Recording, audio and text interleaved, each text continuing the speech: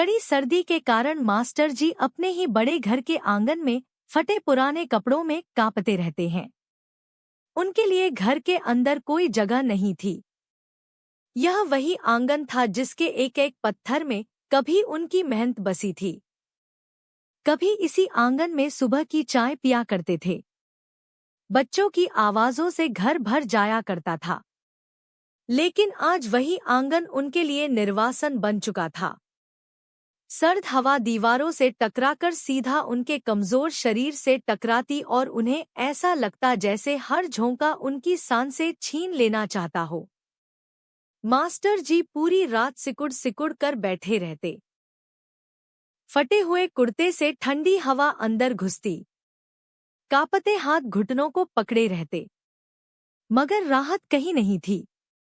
भीतर कमरे थे गर्म बंद सुरक्षित, पर वे दरवाजे उनके लिए हमेशा के लिए बंद कर दिए गए थे। उन्हें समझ नहीं आता था कि जिस घर को खड़ा करने में उन्होंने अपनी जवानी, अपनी सेहत, यहाँ तक कि अपनी खुशियां तक कुर्बान कर दी, उसी घर में बुढ़ापे में वह बोझ कैसे बन गए।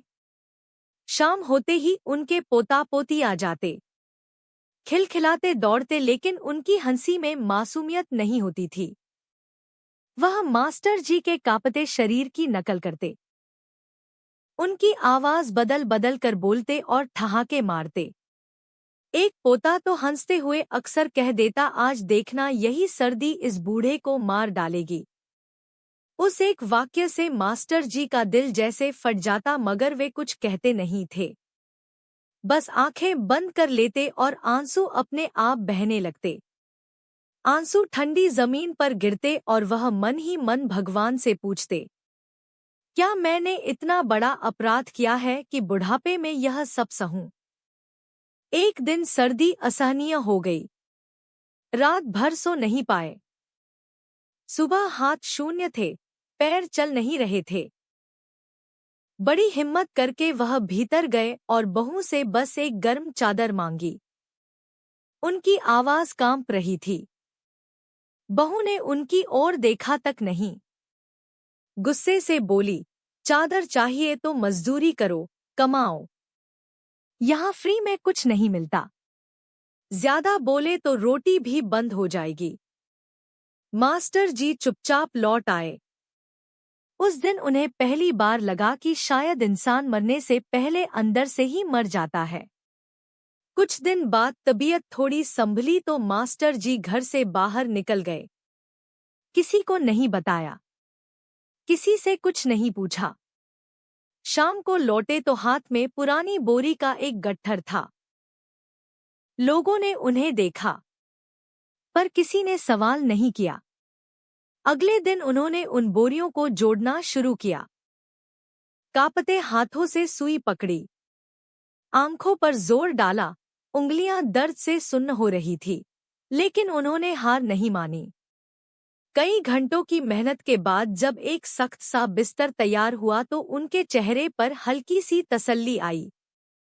उस रात पहली बार उन्हें लगा कि कम से कम यह बिस्तर उनका अपना है। लेकिन बच्चों का मजाक बंद नहीं हुआ। देखो, बोरी पर सो रहा है, कहकर वे फिर हंसते। सर्दी और बढ़ती गई। खाना घटता गया। कभी आधी रोटी, कभी पानी में डूबी रोटी। शरीर जवाब देने लगा। एक दिन गले में दर्द और बुखार चढ़ा तो उन्होंने गर्म पानी मांगा। बहू ने झुझुलाकर कहा, अपनी बीमारियों का रोना मत रोया करो, मैं कोई अस्पताल नहीं चलाती। एक रात खाना बिल्कुल नहीं मिला।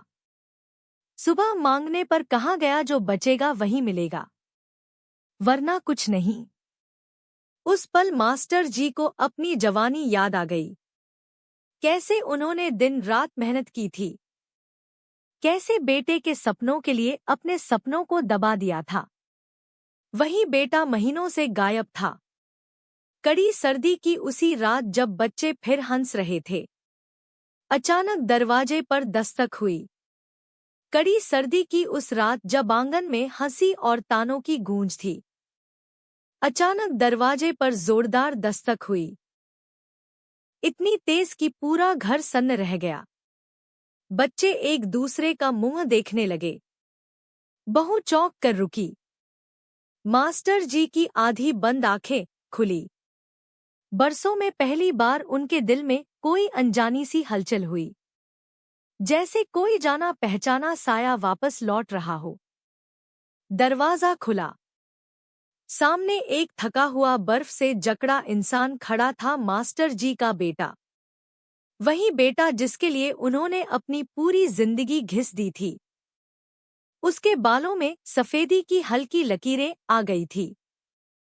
चेहरे पर समय की थकान साफ झलक रही थी।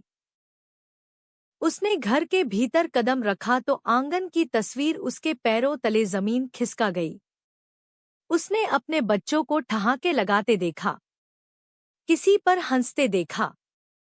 उसकी नजर जैसे ही जमीन पर पड़ी बोरी के उस बिस्तर पर गई, उसका दिल बैठ सा गया।